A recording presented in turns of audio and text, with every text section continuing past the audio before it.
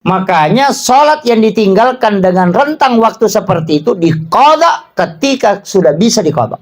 Jangan menunggu. Cuma ada ulama fikih menggabungkan.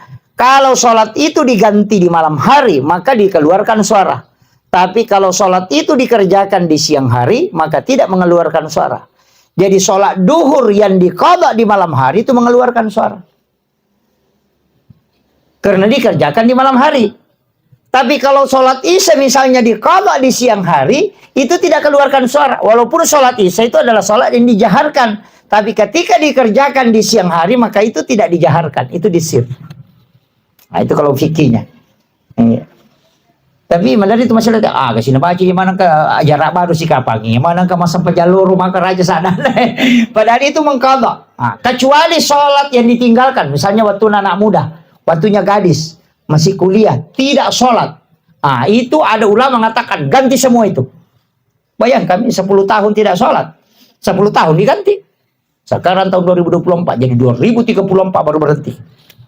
Berapa? Ya, 2034. Jadi orang masuk duhur, kerjakan sholat duhur, nanti selesai sholat duhur, qadha sholat duhur. Atau dahulukan qadanya baru ikut berjamaah. Nah itu, ke asar begitu juga, semua sholat 5 waktu itu diganti.